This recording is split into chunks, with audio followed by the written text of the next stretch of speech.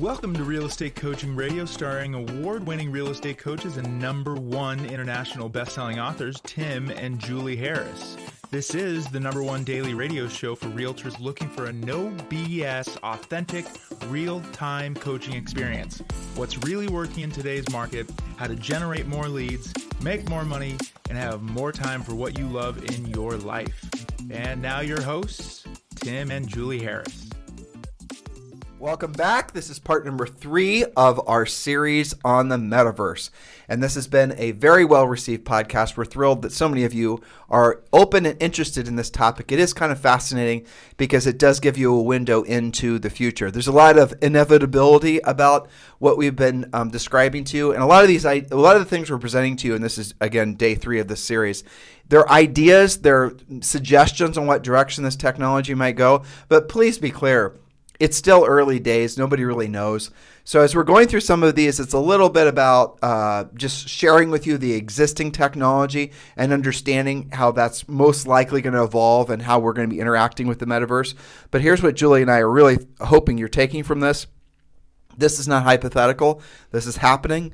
And it's coming to an internet experience near you faster than you think. Mm-hmm. So at the very least, be ready for it and don't be scared of it. Don't be, a lot of people are essentially, basically as people get older, they start to become more skeptical and closed-minded. And what we're hoping you do is not become skeptical or closed-minded, where you open your mind to the possibilities of what might come from either, as we're describing it, the metaverse, or an iteration thereof.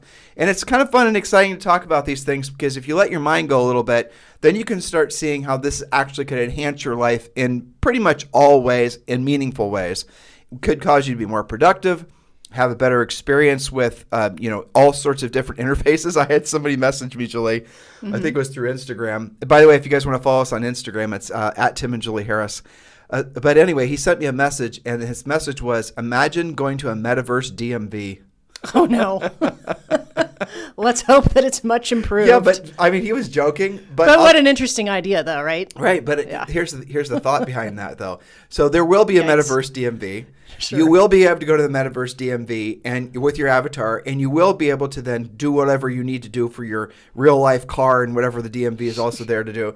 But you could hypothetically send your AI bot version to That's what I'm thinking. Right, but you could. Sure. And so awesome. You could send your bot, your representative, your simulation of your simulation to the AI, to the the Metaverse DMV. Well, it could be an assistant of sorts. Right. But that's where a lot of this technology is going. So remember, this is the convergence of a lot of different ideas, one of which is artificial intelligence, because this is all really based on artificial intelligence. And again, listen to the past couple shows that we did on this topic. Yes. So remember, podcast listeners, part of our job is to educate, motivate, and get you into action. So this is a big piece of educate you, make you aware of what's actually going on out there, to keep your minds open so that as this evolves, you can decide to partake in it and you can decide how you want to utilize it. So we're going to start with point number 6. Again, get caught up on previous podcasts. This is part 3 of our series.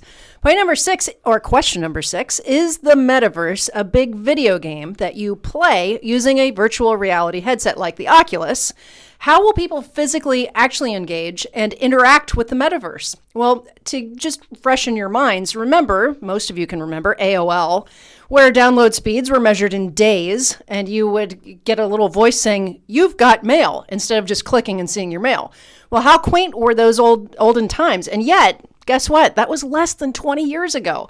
The metaverse could be the most significant change to humanity since humans created the wheel. Now, why was that little bit in there about AOL? Because it was roughly 20 years ago. It was more like 25 years ago, right? Sure. But here's the takeaway. That seems like the Stone Age, because it was for the internet. Totally. And look how fast we've evolved. So look how fast all forms of technology on the internet. Well, so that's taken 20 to 25 years. What we're going to be experiencing with the metaverse is not going to take that long. It's going to take maybe 36 to 60 months, maybe even less. So all these hypotheticals that Julie and I have been presenting to you, some of these are going to be the winners, and some of these ideas are going to mature into what will be your new online experience. And even online, by the way, isn't that a quaint term? I'm online, yes. Exactly. I know. I was just thinking about if today's generation had to deal with anything that we did in those days, they'd just think the internet was broken. Well, you didn't use the internet for anything useful, truthfully. That's true. You'd go there and go to, just miscellaneous social exchanges. It's almost forums. A curiosity back then. Well, we talked about this a couple of days ago, and it was kind of funny to think about. But I do remember when Amazon came online, and it was this, nerdy picture of Jeff Bezos, who was sitting there in his little office with a big, roll-out banner sign that said Amazon, and people were like, "Why the hell would I want to buy books online?" I mean, is it really that? Who does that? Right? But obviously, he was right. And now I think he's the second richest person in the world, or the richest person in the world. I know his ex-wife, Mackenzie, is the richest woman in the world. That seems to have worked out then. It did, I would say. Yeah, so get ready. Again, back to our question of how are you going to play, if you will, in the metaverse? How are you going to interact? Well, within the next 24 months or less, there will be at least one company selling full-body haptic suits. A haptic is when you get that little touch feedback like your iPhone does or something like that. A little bit of feedback. Most of your cars are doing that now. So there are competing technologies as well. Force feedback versus haptic. This is evolving. So these look really similar to a wetsuit that a diver or a surfer would wear, so you can visualize that. And the company leading the pack with this kind of emerging technology is called the Tesla suit. That's not related to Tesla cars. But combining the Tesla suit with next generation virtual reality or VR headgear will create the experience that's maybe 90% similar to real life.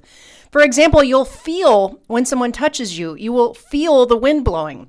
The virtual reality headgear and full-body haptic suits will be so immersive that many people over time will actually prefer to be in the metaverse over their real lives. This is when science fiction meets reality. And lest you think that this isn't really that good, I remember we tried to have Zoe, our 8-year-old, use the Oculus, right? We thought that would be a good present for her.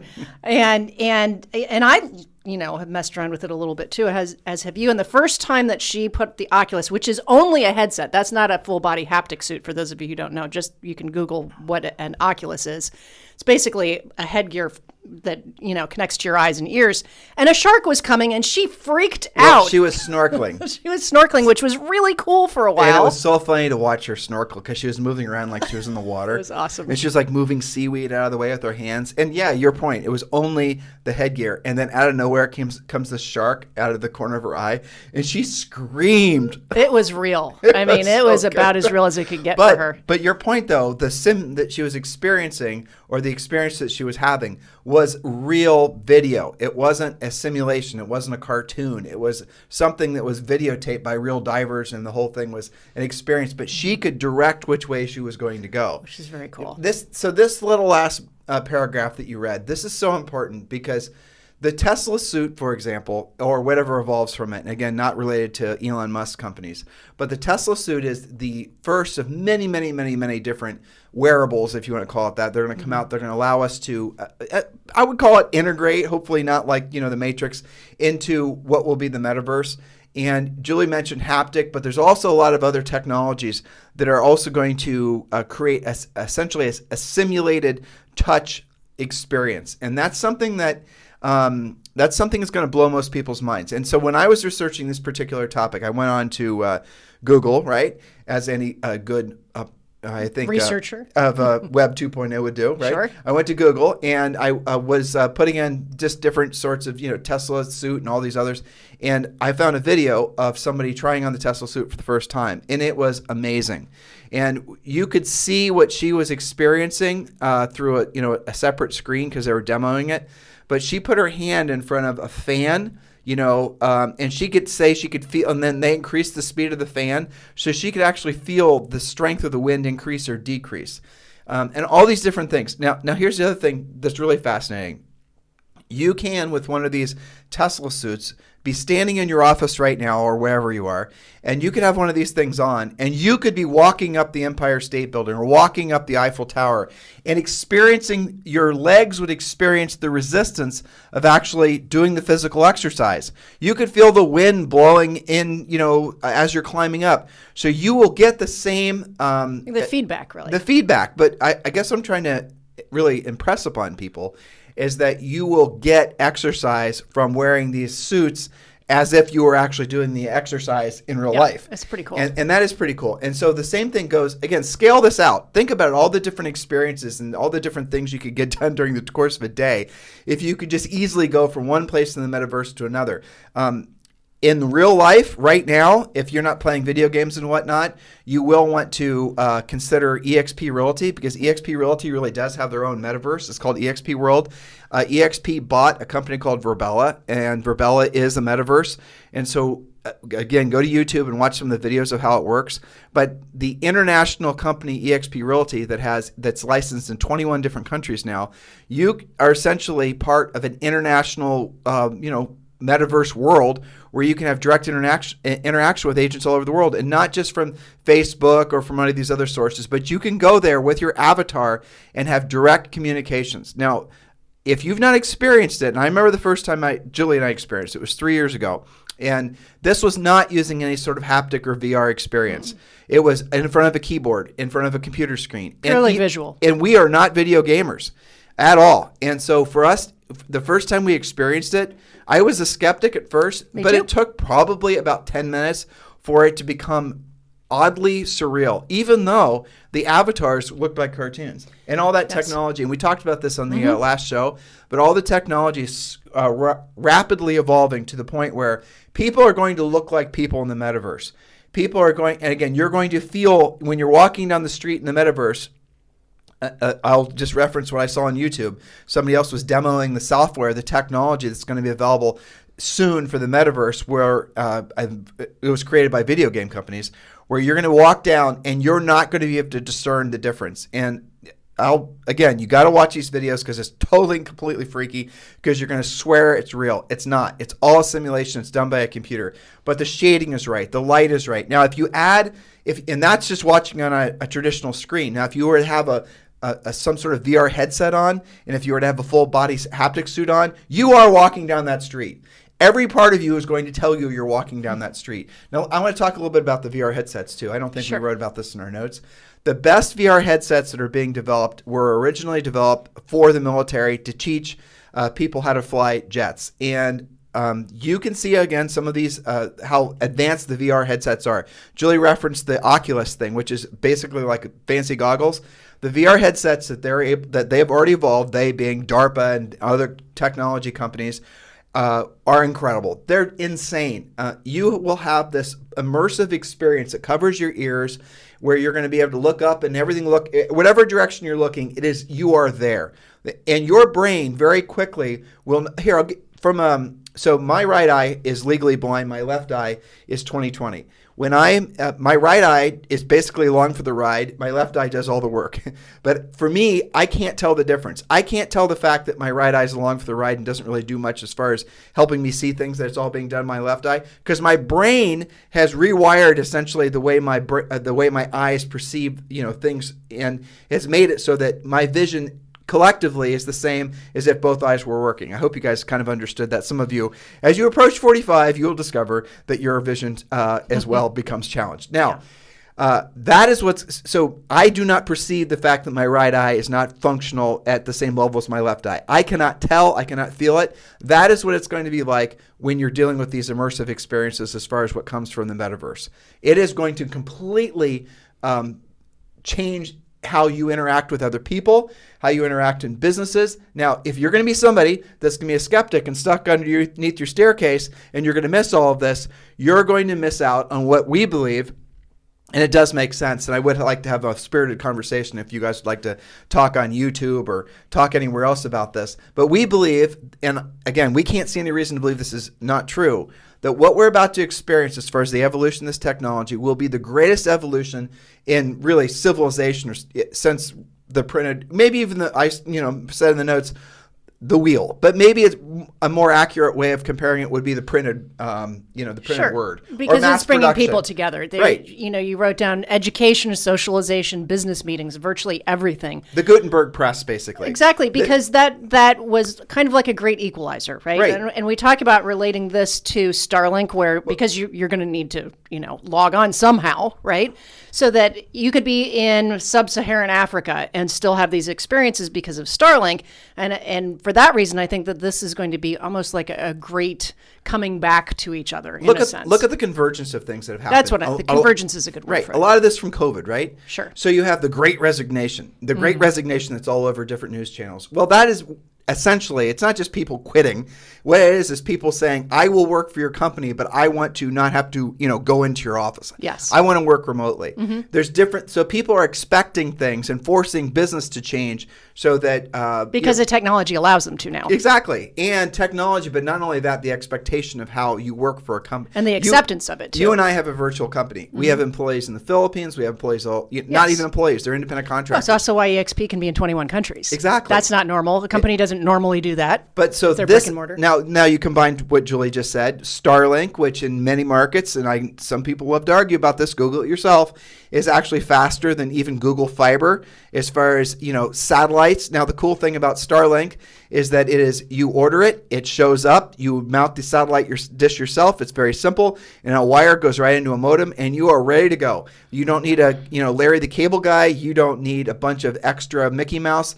You don't need a big cable company. You don't need to deal with HughesNet or with Viasat, or if you're in the rural areas, none of those things. You don't even need to deal. You're ready to go wherever you are, and you can take this with you wherever you go. So that means you're going to be able to have high-speed internet in places and parts of the world that you couldn't have even dreamed would have high-speed internet. And all of this is coming to a rural market near you right now, if it's not there already. And so you combine that with the expectations that people don't want to necessarily have traditional work environments anymore. You combine that with this metaverse. You now are going to see a whole bunch of things happen at the same time very quickly, because there's the technology and people's demands and really people's expectations. All of this stuff is converging in perfect synchronicity that's almost too hard to believe is true. Yes. Honestly, it's well, crazy. until you experience it, which is why we're doing our education part of this podcast, is to expose you to this so that you do take it seriously. We talked about business meetings and socialization, education. Maybe you want to speak to Heraclitus, who lived in 535 to 475 before Christ, about his quote. This is a long time ago, but he's been quoted. He said, "There is nothing permanent except change." Maybe you wanted to talk to him about that for a paper you're writing. Well, now you can do that. Imagine getting quotes from the AI version of the most significant people that have ever lived. Talk about a mastermind, right? Well, what was it? That's Napoleon crazy. Hill said, have a mastermind in your head of the people that you respect the most, even if they're not alive. This was one of his major points in Think and Grow Rich, was that, yes, you certainly can have a mastermind amongst your friends and colleagues and like-minded people who are alive, but also to have a mastermind of people who you respect, their writings and their quotes and their education and their contribution to society. So I think this plays right into that. Well, one of the greatest determinants of whether or not you're going to really maximize your time on this planet is your environment, right? For sure. So your physical environment matters the most, but also it's the environment in which you choose. It's the people in your environment. It's the people you listen to. It's nowadays the websites you go to. That's all part of your environment. So if you now have this metaverse, and you can spin off in a million different directions and see how this metaverse could be a horrible, soul-depleting experience for some people. But I hope you also can see the exact opposite of that. Because you know as well as I do, when this metaverse, or whatever it becomes known as, starts to become a normal part of everybody's lives, the first thing that's going to happen is a lot of people are going to be fearful of it. Skip the fearful phase, listeners, and go right to what the benefit of it is. Even if in the short run, it's a little bit sketch, which it will be, to our next point. Yes, which you're going to read. Oh, I was hoping Julia would read it. I'm not doing that. Side note, we know what you're thinking. Yes, of course, the adult industry, I was waiting for Julia to read this. The adult industry is going to lead the way for this technology. Porn and other vices are often leading the way in new technology. When the internet entered into consumer markets in the U.S., what were the first websites? Yep, it was porn websites. First porn website went live in 1997. By the way, so to have a website from 1997 is considered essentially ancient. Stone Age, Yeah. right? Our website was registered, timandjulieharris.com was registered in April or May of 1998. Yes. So we have an ancient website. It is. Good thing we chose well. Yeah, exactly. Didn't make it some crazy combination of things. I do remember when you and I bought that. We actually went to his first name was Dave. Do you remember? We went down to Dayton and listened to him talk. Oh, yeah.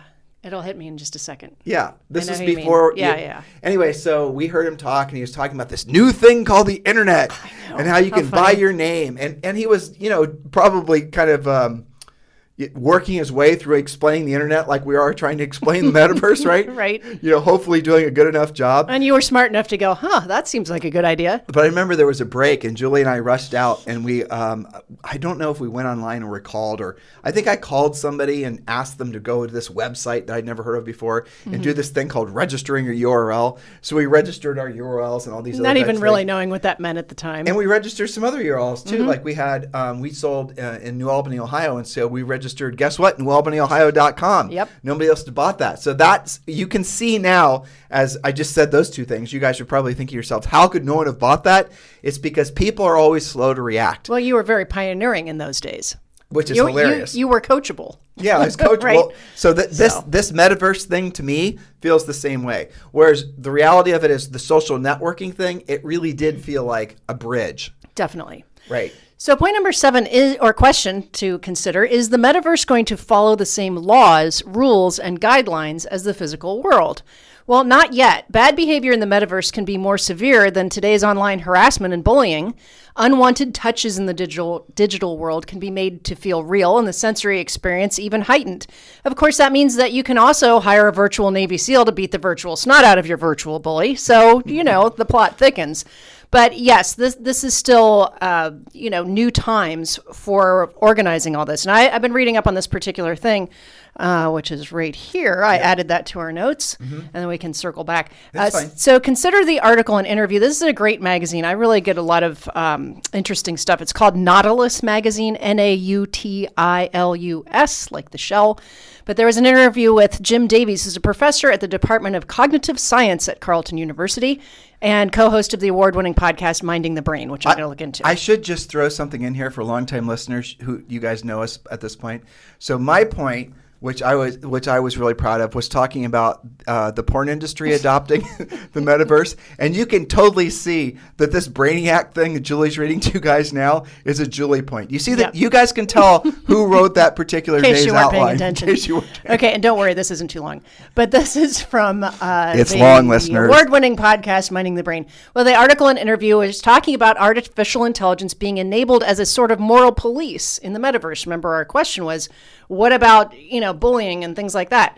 So here's a quote. Researchers like Zhang, which was mentioned in the article, should advance ethical AI as far as possible while keeping a crucial fact in mind, that many have considered the world to have made moral progress over the centuries and even over the past few decades. This poses a fundamental challenge for machine learning, AI, because it requires so much data that we often have no choice but to use that's old enough as humans to be considered historical, embedded in it, and the morals of different times. So when it comes to AI ethics systems we might eventually deploy, it could be necessary to use more top-down prescriptive ethics. Well, let me interject. So what she is saying is really important. There are the rules and the laws of real world don't necessarily translate, if you want to say officially or legally, to the metaverse. And there is, and you guys know this, people get harassed all the time in these video games where there's multiple players and all that. Who knows what happens? Again, Julie and I aren't gamers. But I do know that Zoe's 8 and she's allowed virtually no interaction with online games. But when she is, we do watch her. And when she's playing with her friends, we have seen on occasion where it'll be her and 3 or 4 of our other little buddies playing whatever they're playing.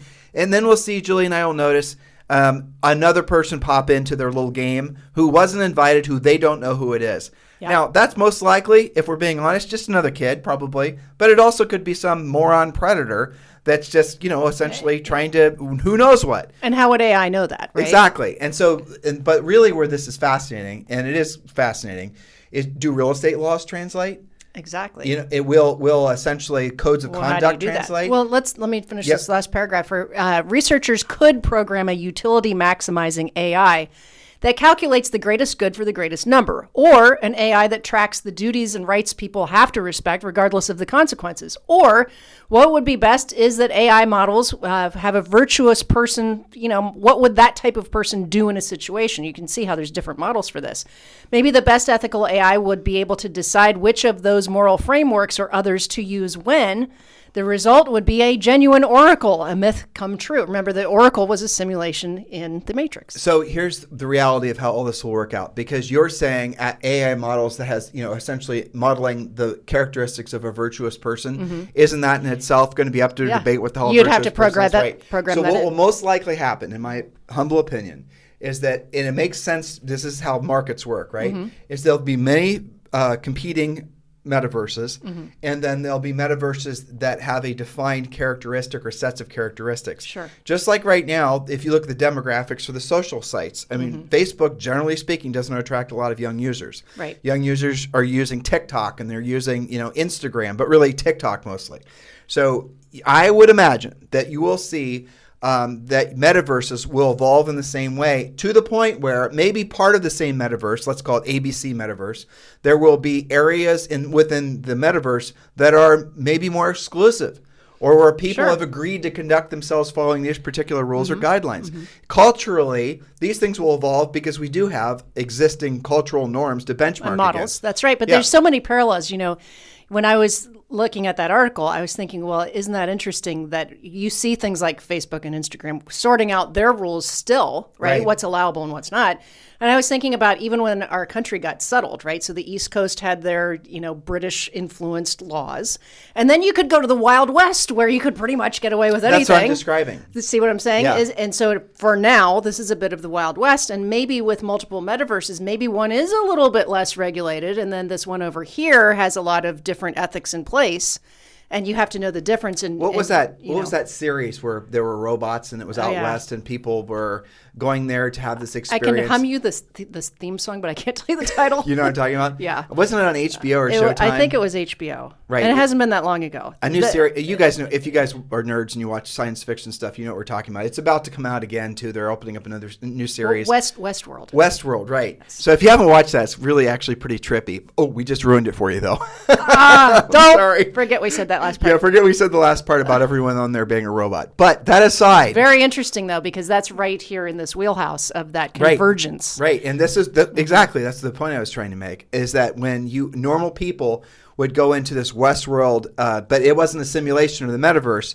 In that particular example, it was this, I think it was this big, real parcel of land someplace in the middle of nowhere where they had created this whole, It's kind of a sim in a way. It was a sim, but it wasn't ones and zeros. It was actual people interacting with robots, but their true behaviors and their characteristics would come out. Yeah. So a mild-mannered, say, classical musician type like yourself would all of a sudden become some sort of big, badass, gun slinging. I could have a different. I could have an avatar, if you will. Right. Well, but that's kind of where you can kind of play around with this stuff. And generally speaking, that's where the biggest bolts of money and evolution will come from, is through different entertainment, because more people are going to be willing to pay for that. Sure. But on the backs of that, you're going to see essentially interactions that are going to start being more business-like. It is very exciting. Yeah, and that show actually did examine some of the ethics and things of having something like that in existence, where you're crossing over real world and how much is simulation, and because you're,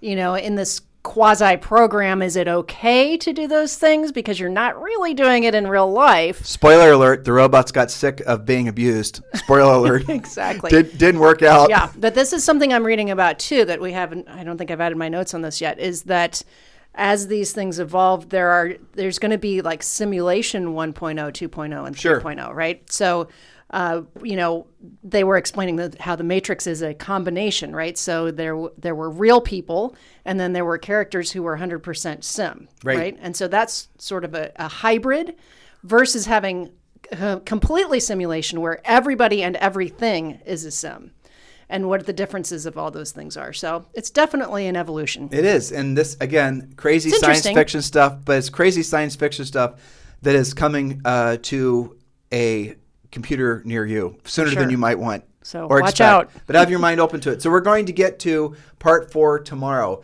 And tomorrow, we're going to actually relate it and drill down on how it relates to real estate, how agents can make money from the metaverse, how agents can become realtors, or I dare I say, estate agents or real estate agents within the metaverse. Well, I just brought up something else. That's right. Without knowing it. Will the realtor brand or will realtor, the association, will they all of a sudden start governing the rules inside these metaverses, or at least I don't know. If I were part of the whole bureaucracy of National Association of Realtors, I'd be on top of that, I would be definitely putting together a panel of experts to create some guidelines on how one conducts themselves as a real estate professional inside the metaverse, and I would not be screwing around. Or at least build an NAR building in one of these metaverses. Or all of them. Yeah, exactly. But explore this stuff, guys. Have an open mind to it. There's something that happens from thinking about stuff that, A, makes you a little uncomfortable, as hopefully we're not too much sounding uncomfortable in this podcast, but we are because we're talking about crazy things. But that makes you a little bit uncomfortable, that causes you to think outside of your normal, the influence you allow into your world. And when you start allowing your brain to have these little creative ventures and working towards maybe these thoughts you've never had before, the benefit to that is your normal world actually becomes a lot more illuminated as far as the different opportunities that are available to you. So maybe you've been stuck looking for motivation, or maybe you've been stuck looking for, I can't just, talk myself into actually getting my pre-listing pack done. But now, because this excites you, something inside your brain is stimulated to all of a sudden, get things done now because you're excited about these things, or at least it's tickled something within you that you maybe have forgotten that was there. Did I explain that sufficiently? Absolutely. I mean, these conversations are fun, and we really appreciate the fact that you guys are accepting of them. And we are going to get to our metaverse and how you can actually make money from it tomorrow. In the meantime, remember, guys, if you want to be part of Julie and I's real estate group at eXp Realty, we are formally applying for the job of being your sponsors at eXp Realty. And to do so, it's really quite simple. If you're ready to join and you're looking for a sponsor, you've not already chosen one, please feel free to text me directly. And this is my real cell phone number. And I will tell you, do not call. I will not answer. I know a lot of you call. You're just seeing if it's my real cell phone. It is. Just send me a text if you're ready to join eXp Realty and you're looking for a sponsor, someone that's going to shepherd you along the way at eXp and make sure you get the most out of that experience in all the most important ways. And just text me, 512-758-0206, 512-758-0206. If you're just starting on your journey to learn more about eXp Realty and you're not quite ready to join yet, you can text EXP. Text the letters EXP to 47372. Text the letters EXP to 47372, and we'll text you back a link on how you can watch all kinds of videos and all kinds of information about eXp, have all your questions answered. But if you're ready to join, text me directly at 512-758-0206. If you're just starting your journey and you're looking for information about eXp Realty, text the letters EXP to 47372. And remember, message and data rates apply. Anything else you'd like to say, guys, as we're around the bend today? Study up. We're giving you a whole lot of things to think about. So what should their homework be from today's podcast after they've texted us to join with us at EXP? I'm sure that they're hitting the magic Google machine to see about all these things we've been talking about, haptic suits and totally. Virtual reality and all that good stuff. Start with, if you are doing what Julie just suggested, go to YouTube and put in Tesla suit and start watching some of the videos. The videos that are the most amusing are where the people that created the Tesla suit are trialing it on unwitting people. That's fun. Because that is really funny. And watching how people react, and this, it's cool. An emotional experience really. Sure. The first time you have that experience. Gotta prove it. I can imagine. So you guys have a fantastic day. We'll talk to you on the show tomorrow.